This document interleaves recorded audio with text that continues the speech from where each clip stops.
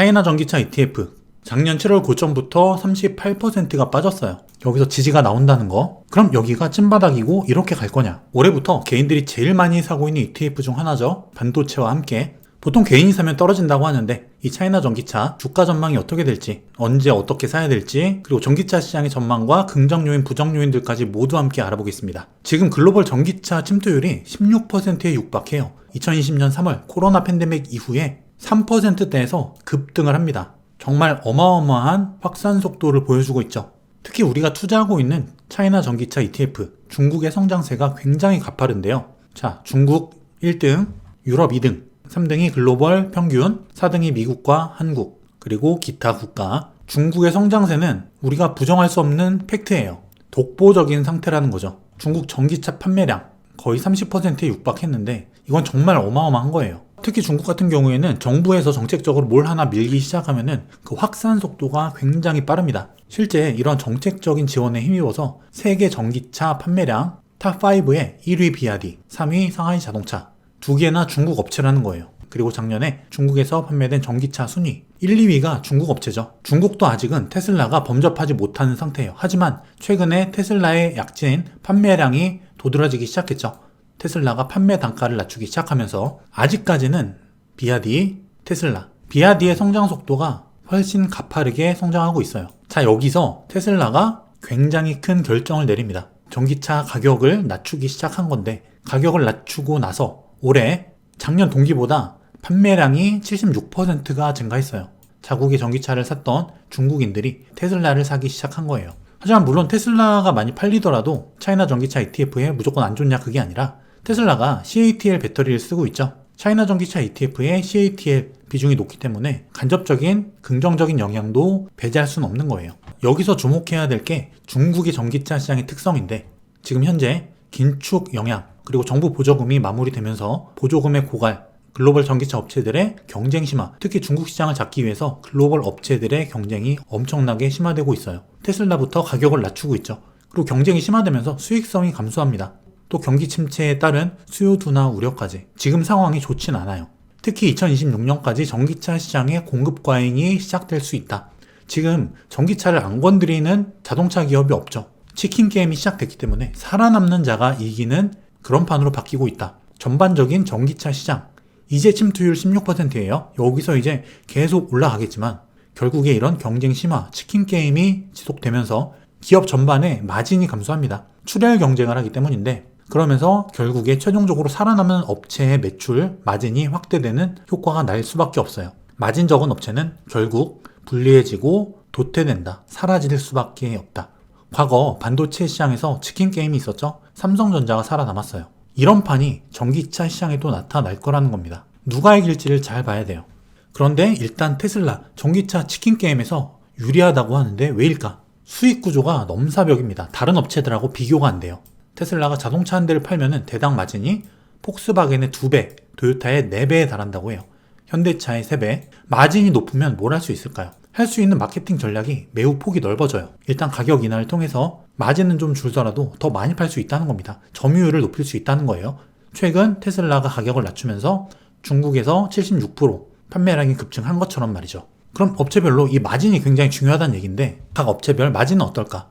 영업이익률이 테슬라 현재 17%, 굉장히 높죠. 비아디 6.4%밖에 안 돼요. 그리고 기타 업체들은 보통 5%에서 10% 내외입니다. 테슬라가 압도적인 영업이익률 보여주고 있다는 거예요. 같은 한 대를 팔아도 더 많이 남기 때문에 이만큼 할인을 때릴 수도 있고 남는 돈 가지고 기술 개발 혹은 추가적인 기능 제공, 가격 하락 등을 통해서 경쟁력을 키울 수 있다는 거죠. 굉장히 선택의 폭이 넓어진다. 테슬라 높은 이윤을 무기로 전기차 시장 가격 경쟁을 시작했다. 지금 실제 테슬라 모델 Y가 미국의 판매가거든요. 이게 중국 판매가 급격히 내렸죠. 차이가 많이 난다는 거예요. 지금 결국에 이런 형태로 치킨 게임으로 갈 수밖에 없다. 얼마나 가격을 내렸냐? 적게 내린 거는 6.4%, 많이 내린 거는 19%, 20%까지 굉장히 큰 폭으로 가격 하락이 일어난 거예요. 모델 Y 같은 경우에 20%를 할인을 때립니다. 우리 돈으로 8,250만원 하던 게 6,620만원까지 떨어진 거죠. 결국에 이렇게 큰 폭으로 할인을 때리기 때문에 매출이 줄어드니까 결국에 테슬라의 영업이익도 감소할 수밖에 없습니다. 중국 판매분에 대해서 기존 17%에서 5%로 확 낮아졌죠. 자, 그런데 이 표로 다시 돌아와 볼게요.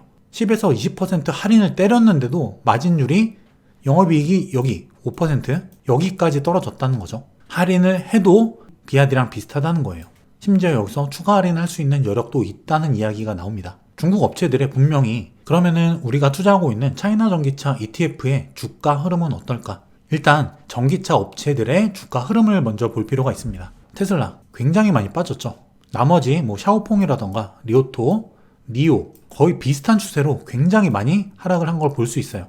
근데 여기서 주목할 거는 BYD, CATL 주가 하락폭이 다른 업체들에 비해서 굉장히 선방을 했다는 거예요. 아주 크지 않다는 겁니다. 테슬라나 니오 굉장히 크게 떡락을 했죠. 반면에 비아디나 CATL은 잘 버티고 있다는 거예요. 그나마 주요 업체인 비아디와 테슬라만 비교를 하더라도 비아디가 최근에 반등을 해준 거에 비해서 테슬라는 거의 계속 하락을 했어요. 물론 조금 반등은 했지만 이걸 보면은 비아디가 세계와 중국 시장에서 얼마나 현재까지 잘 나갔었는지 그걸 볼 수 있는 하나의 단면입니다.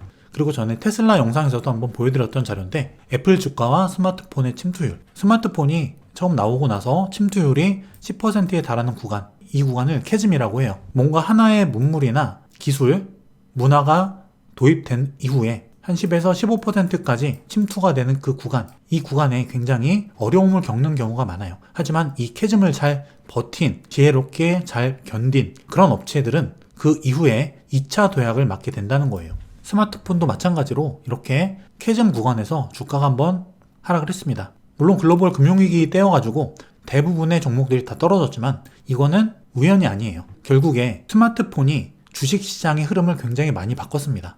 물론 글로벌 금융위기의 원인은 부동산에서 기인을 했지만 최초에는 이 스마트폰 침투율, 캐즘 구간이 여기에 겹쳤다는 것은 이 유기체처럼 연결된 하나의 인체와 같이 연결되어 있는 주식시장, 그 특성을 보여주는 하나의 단면이라는 거예요. 결국에 전기차 같은 경우도 스마트폰이 이 캐즘 구간을 견뎌내고 2차 도약을 이뤄냈듯이 이런 캐즘 구간, 지금 글로벌 침투율이 16% 정도니까 현재 이 어디쯤 구간에 와 있다는 거예요.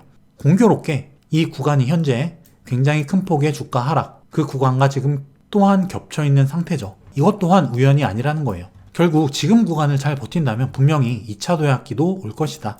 그럼 지금 전기차 주식 과연 쌀까? 과거 코로나 이후에 급등장이 왔을 때 성장주 급등장이 왔죠? 제로금리, 유동성 힘을 받아서 그때 테슬라 그리고 중국 전기차 기업들 PER이 표가 100배 이상 이렇게 100배 육박하는 엄청난 고평가 구간까지 갔었다는 거죠.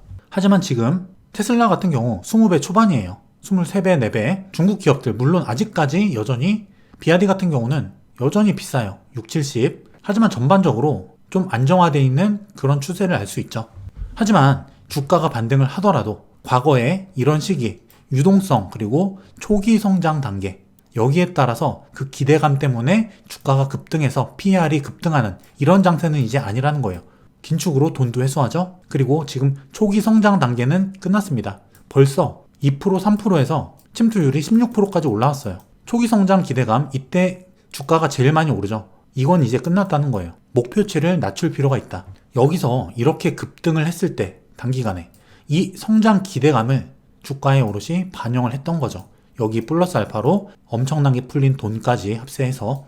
하지만 이제 이런 장세는 아니라는 거예요. 물론 장세만 회복이 된다면 꾸준한 우상향은 하겠지만 아까 말씀드렸다시피 치킨 게임에서 발생하는 도태되는 기업들, 마진 적은 업체들, 살아남지 못하는 기업들이 나타나기 시작하면서 종목별로 재평가가 이루어질 것이다. 자, 그럼 전기차 시장의 긍정 요인과 부정 요인을 정리를 해볼게요. 긍정적인 부분은 어쨌든 계속 성장이 기대된다는 거. 16% 단기간에 올라왔지만 아직 멀었다는 거죠. 실제 우리가 도로를 다니다 보면은 전기차 굉장히 많이 보이긴 해요, 확실히. 하지만 실제 전기차를 타는 사람이 아주 많지는 않아요. 아직은 초기 구간이다. 앞으로 성장 기대감이 남아있다. 아직은. 그리고 침투율도 지속적으로 계속 증가가 일어날 거다. 그리고 캐즘 구간 1차 하락기에 어느 정도 막바지에 다다르고 있다. 금리 인상이 막바지죠. 그리고 부정적인 부분, 초기의 급등 장세, 이거는 일단은 꺾였다. 둔화가 됐다. 침투율 3%에서 16%까지 너무 빨리 올라왔다. 게다가 유동성 장세도 이제 끝났다. 그리고 경쟁 심화가 되면서 이제 치킨 게임, 반도체 산업처럼 어느 기업이 살아날지 우리가 잘 지켜볼 필요가 있어요. 그리고 2025년 6년 너도 나도 전기차 산업에 뛰어들고 경쟁이 심화되면서 생산이 수요를 앞지르는 구간이 올 거다. 이거는 전기차 주가에도 좋지 않겠죠. 반도체도 생산이 수요를 앞질렀을 때 이 사이클이 이렇게 반복을 하는데 메모리 가격이 디램 가격이 많이 낮아지는 구간, 이렇게 떨어지는 구간, 생산이 수요를 앞질렀기 때문이에요. 전기차도 마찬가지로 이런 구간이 올 수 있다. 이 시점, 물론 이거랑 연계가 돼서 이 치킨 게임 경쟁이 마무리가 어떻게 되느냐, 누가 살아남고 누가 도태될 것이냐, 여기에 따라서 산업 구조가 굉장히 급변할 수가 있다는 거예요. 그리고 중국 기업에 투자하는 ETF다 보니까 중국 기업 자체, 중국 자체에 대한 리스크, 정책, 까라면 까야 되고 지도자 한마디에 기업이 한순간에 사라질 수도 있는 그런 환경, 이 중국 자체의 리스크도 우리가 분명히 염두를 할 필요가 있다는 거예요. 그럼 차이나 전기차 ETF가 높은 비중으로 투자하고 있는 몇몇 기업의 주가 흐름을 먼저 보겠습니다. 강봉이업, 지금 주요 구간대, 주요 매물대에 막혀있죠. 여기를 아직 못 넘었어요. 이 저항 부근에 다다라 있다. 여기를 넘지 못하면 크게 또 빠질 수 있다. 그리고 천사첨단 신소재, 마찬가지 비슷해요. 굉장히 중요한 저항, 여기를 계속 두드리는데 깨지 못하고 있다. 하지만 이렇게 라운드 바텀 형태로 이렇게 저항을 뚫어낼 가능성도 있겠죠. 그리고 CATL은 조금 양호한 흐름인 게 주요 이 저항대를 넘어섰어요. 지지가 잘 된다면 추가 상승이 나올 수 있는 그림이죠. 만약에 이런 흐름대로 CATL과 같이 천사첨단 신소재나 강봉이업 이렇게 저항대를 뚫어낸다면은 차이나 전기차 ETF도 주가 흐름이 양호하게 흘러갈 수 있다는 걸 의미해요. 그럼 차이나 전기차 ETF 그 자체를 한번 볼게요. 이 흐름 자체가 우량주의 흐름이 아니에요. 이거는 보통 이렇게 움직이는 거는 경기 흐름을 타는 시클리컬 기업 혹은 잡주, 그런 주식들이 보통 이렇게 움직입니다. 여기서 시작해서 50~60% 넘는 급등을 보여줬다가 상승분을 다 반납하는 하락, 그리고 2배 상승, 상승분을 다 반납하는 하락, 그리고 7~80% 상승, 또 상승을 거의 다 반납하는 하락. 이거는 일반적인 우량주의 흐름이 아니라는 겁니다. 주가 흐름만 놓고 보면 잡주다. 하지만 이거는 우리가 중국 기업이라는 특성, 그리고 성장주라는 특성, 그리고 제로금리까지 금리가 낮아지는 저금리, 유동성이 넘치는 구간, 그리고 금리를 급등시키면서 시중의 돈을 회수하는 구간, 그걸 겪어온 그 과정으로 놓고 본다면 어느 정도 이해가 되는 움직임이긴 해요. 근데 이 흐름에서 우리가 공통점을 찾을 수가 있는데, 자, 이렇게 상승, 하락을 했을 때 일단 멈춰주고 나서 상승이 본격적으로 시작되는 구간, 그 하락이 그 구간에서 멈춰줬다. 그리고 여기서 멈추고 본격 상승이 시작되는 이 구간, 여기서 일단 멈춰줬다는 것, 여기서 지지가 나온다는 거, 이런 공통점을 우리가 발견할 수가 있어요. 그럼 여기가 찐바닥이고 이렇게 갈 거냐? 일단 차이나 전기차 이런 형태로 수렴을 하고 있습니다. 그리고 단기적으로는 이 하락이 이런 형태로 등락폭을 줄이면서 좁아지는 수렴 형태로 이렇게 주가가 빠지고 있어요. 그리고 멈춰준 거죠. 이런 형태는 언젠가 이 저항은 뚫립니다. 결국 이걸 뚫고 위로 가는 날이 온다는 거죠. 현재가가 12,155원인데 주요 라인들 12,250원, 그리고 아래로는 1,150원이 있습니다. 분할 매수해서 모아갈 수 있는 그런 구간이죠. 그리고 아까 보여드린 이 CATL 주요 저항을 일단 뚫어내서 좋은 움직임이 나온 걸로 봐서, 그리고 과거 패턴상 여기가 지지 구간이 될 수 있다는 점을 봤을 때 흐름이 좋다면 차이나 전기차 ETF도 여기서 그냥 바로 이거를 뚫어내서 상승 흐름이 나올 가능성도 분명히 있어요. 다른 전기차 업체는 어떨까?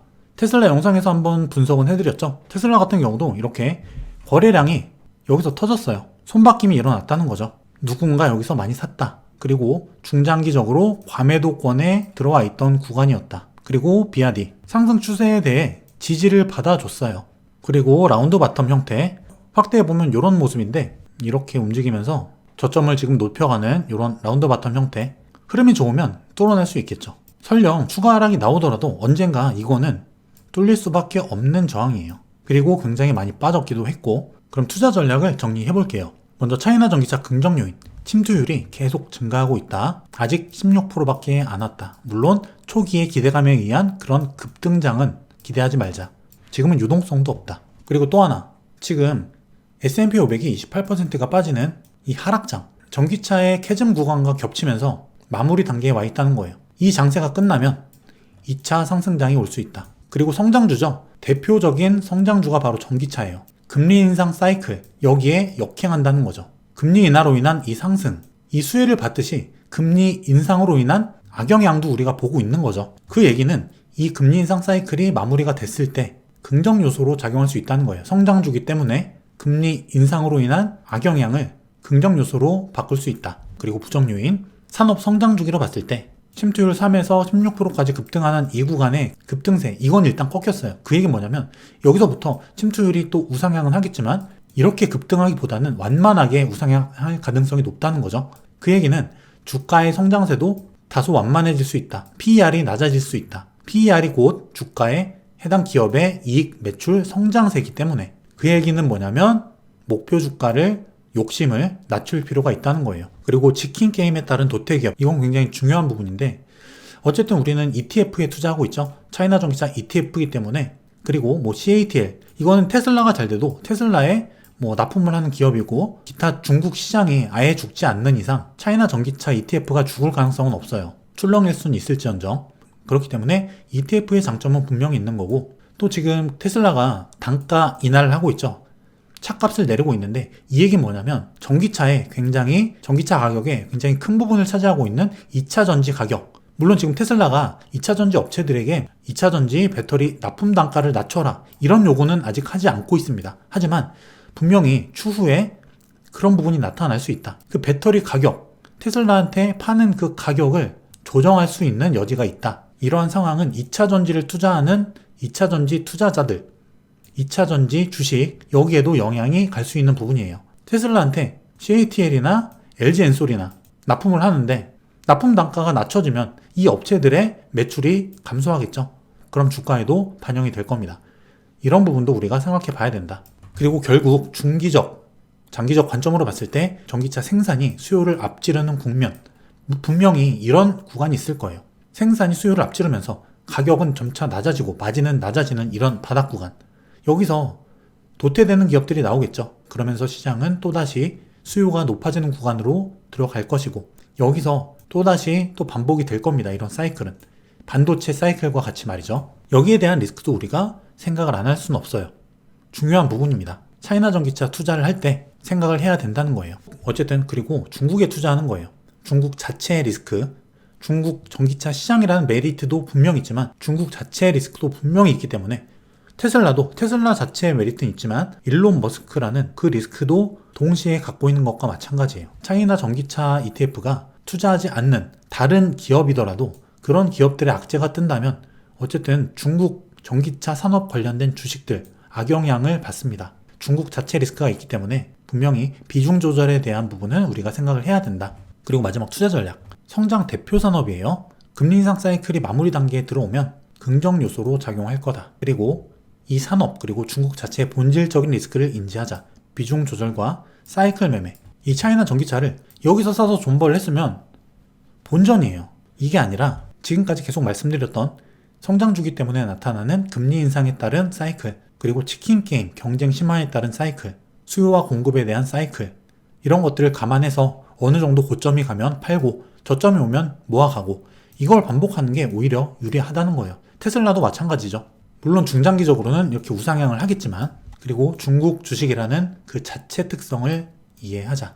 결국에 이 전기차 시장, 테슬라가 차값을 낮췄대, 사고 싶다, 이게 아니라 이런 여러 가지 시장 환경이나 업체들이 보여주는 그 액션들, 왜 그런 액션들을 하고 있고 이거는 전기차 산업에 어떤 영향을 주고 그러면 내가 투자하고 있는 이 주식에 어떤 영향을 줄지 연계해서 생각할 수 있는 시도를 많이 해보셔야 돼요. 결국에 전기차 시장 변동성이 매우 크다. 하지만 성장 산업이기 때문에 우상향한다. 하지만 성장 산업도 초기에 말씀드렸던 그 캐즘 구간을 겪는다. 그리고 수요 공급에 따른 사이클, 이런 부분들을 우리가 감안할 필요가 있다는 거예요. 제가 머니앤클래스에서 한번 배워 평생 써먹는 손실 없는 주식 투자 클래스를 오픈을 했어요. 지금까지 제 강의를 들으셨던 분들의 후기를 보면은 굉장히 만족을 하셨고 많은 도움을 얻어가고 계세요. 주식 투자의 기본, 투자 원칙과 마인드셋, 그리고 개미들이 손실을 보는 원리, 그리고 기업 분석, 목표 주가 구하는 방법, 차트 분석, 그리고 돈이 벌리는 주도주와 주도업종을 찾는 방법, 달러 환율을 이용한 투자 수익 극대화 방법, 돈 버는 실전 매매 노하우, 경제 위기를 예측하고 수익 내는 방법, 그리고 우리들이 평생 지켜야 할 투자 원칙들, 주식 초보와 주린이 분들한테 꼭 필요한 내용이에요. 고정 댓글에 링크 남겨드릴 테니까 이 강의를 통해서 손실 없는 주식 투자, 여러분들만의 원칙을 가지는 투자, 주린이가 아니라 진정한 투자자로 거듭날 수 있는 여러분들이 되시길 바라겠습니다. 굉장히 오랜만에 차이나 전기차에 대해서 한번 알아봤는데 향후에 또 이슈가 있으면 다시 한번 분석해보는 시간을 가져볼게요. 긴 시간 끝까지 봐주셔서 너무 감사드리고요. 작년 한 해 너무 고생 많으셨어요. 새해 복 많이 받으시고 건강하시고 계좌 두세 배 늘어나는 한 해 되시길 바라겠습니다. 여러분 새해 복 많이 받으세요.